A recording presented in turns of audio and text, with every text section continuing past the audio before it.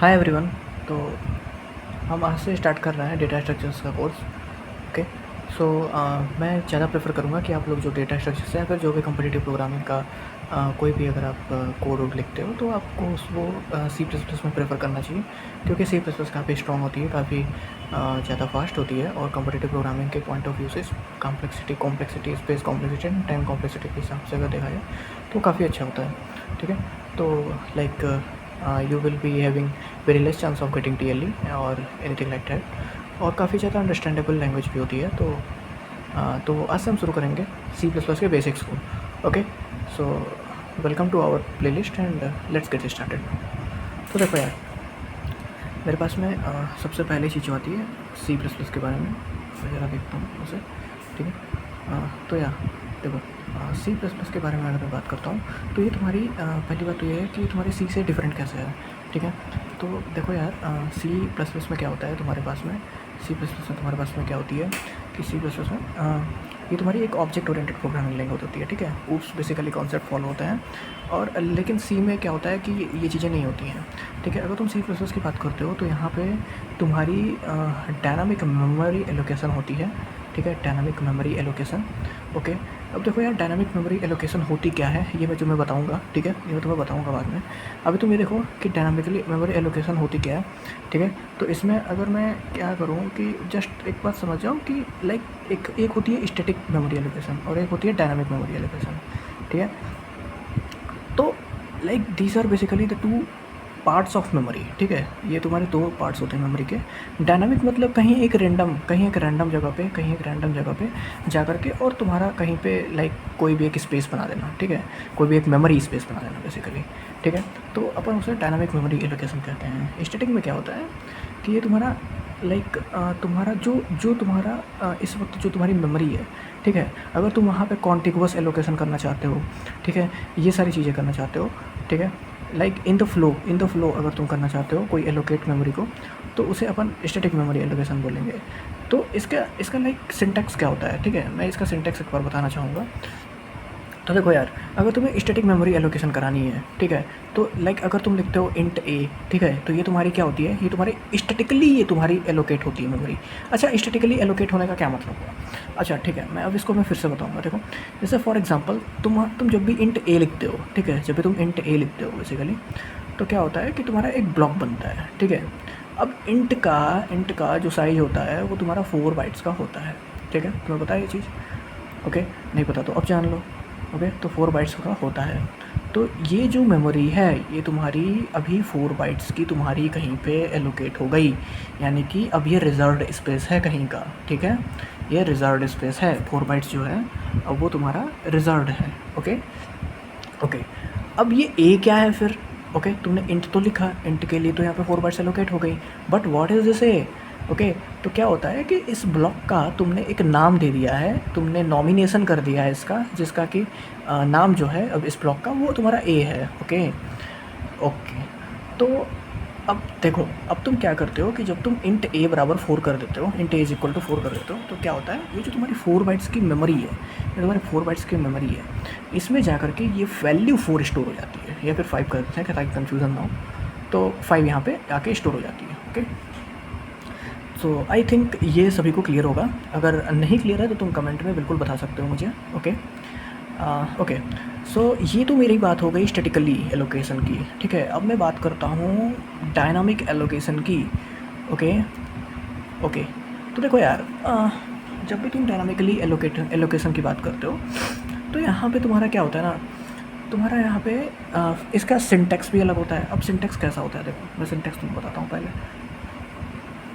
तो लाइक क्या करते हो कि तुम्हारे पास में एक मेमोरी बनती है। पहले मैं तुम्हें एक बात बताता हूँ, लाइक एक मेमोरी बनती है तुम्हारे पास में, कहीं पर भी एक मेमोरी बनती है। ठीक है। अब ये जो मेमोरी होती है, लेट्स अस सपोज कि it is dynamically allocated memory. Okay. It is also an integer. ठीक है। इसको भी मान लेते हैं इंटीजर है, लाइक सिमिलर टू दिस। इसका भी कुछ, इसमें भी कुछ वैल्यू है, 5 है कुछ करके, है ना। ओके। अच्छा, अब क्या होता है कि हम जब भी डायनामिक एलोकेशन करते हैं तो हमारे पास में कुछ चीज़ें होती हैं। देखो, अब यहाँ पे ध्यान से सुनना है, काफ़ी क्रूशियल पॉइंट है, मैं तुम्हें ये बताता हूँ। ठीक है। अब जब भी डायनामिक मेमोरी एलोकेशन होती है तो फिर क्या होता है कि तुम स्टैटिक मेमोरी में एक पॉइंटर लगाते हो, ठीक है, एक पॉइंटर लगाते हो।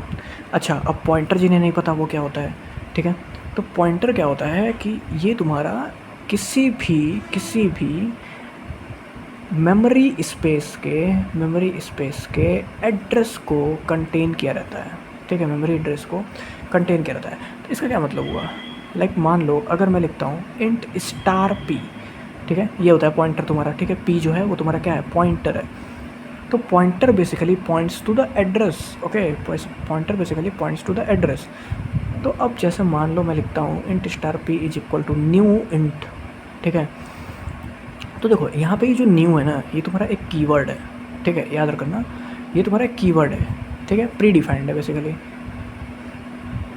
ये इंट लिखा हुआ है तो इसका मतलब ये बताता है कि तो जो तुम्हारा ब्लॉक है वो इंटीजर टाइप का है, ठीक है। यहाँ पर भी इंट स्टार पी लिखा हुआ है। अब ये इंट क्या दिखाता है फिर, अगर ये इंट दिखाता है कि ये मेमोरी ब्लॉक इंटीजर टाइप का होने वाला है, तो फिर ये इंट क्या दिखाता है, ठीक है। तो ये इंट जो होता है ये तुम्हारा, देखो, जो पॉइंटर तुम्हारे किसी मेमोरी ब्लॉक पे पॉइंट कर रहा होगा, जैसे पी है तो ये तुम्हारा पॉइंट कर रहा है इस मेमोरी ब्लॉक पे, तो इसका भी डेटा टाइप बिल्कुल सिमिलर होगा इसके डेटा टाइप के, ठीक है। ओके, ये चीज़ क्लियर होनी चाहिए कि इसका भी जो डेटा टाइप होगा वो इंटीजर होगा और इसका भी इंटीजर होगा, ठीक है। ओके, अच्छा, अब जो पॉइंटर होता है वो कितने बाइट्स को एलोकेट करता है, इंटीजर जो नॉर्मल होता है वो तो तुम्हारा 4 बाइट्स को करता है, लेकिन जो पॉइंटर होते हैं वो तुम्हारे 8 बाइट्स को एलोकेट करते हैं, ठीक है, याद रखना इस चीज़ को। ओके, तो इस लाइन का मतलब क्या हुआ, अब मैं तुम्हें बताता हूँ। यही है डायनामिक मेमोरी एलोकेशन का जो मेन कोड है, वो ये होता है, ठीक है।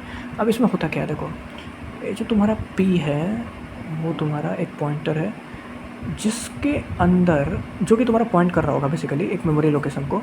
लेट सपोज इस मेमोरी लोकेशन की जो एड्रेस है वो 800 है, ठीक है, मान लेते हैं ये एड्रेस है उसकी।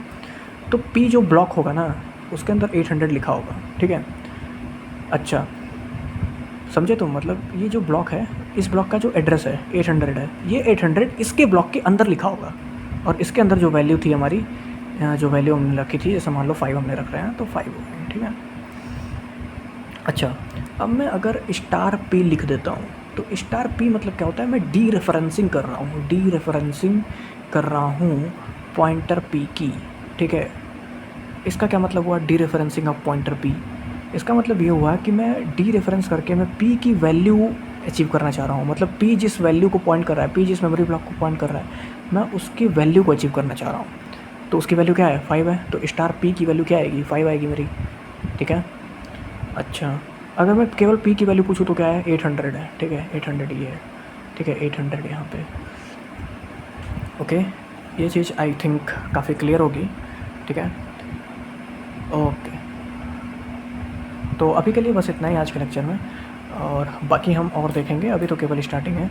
बाकी मैं आपको सारी चीज़ें क्लियर करूँगा, मैं डेटा स्ट्रक्चर्स में काफ़ी सारे कंसेप्ट लेके आऊँगा, और जिनको नहीं पता उन्हें मैं बता देता हूँ कि मैं 4 स्टार हूँ कोडसेफ पे, और मैं नाइट हूँ लीड कोड पे, और specialist I am currently on code forces.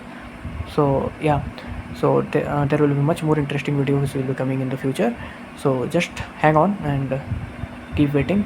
I will bring very good content for you, okay, so yeah, if you like it then please subscribe, and हाँ यार, और अपने दोस्तों से भी सब्सक्राइब करवा देना प्लीज़।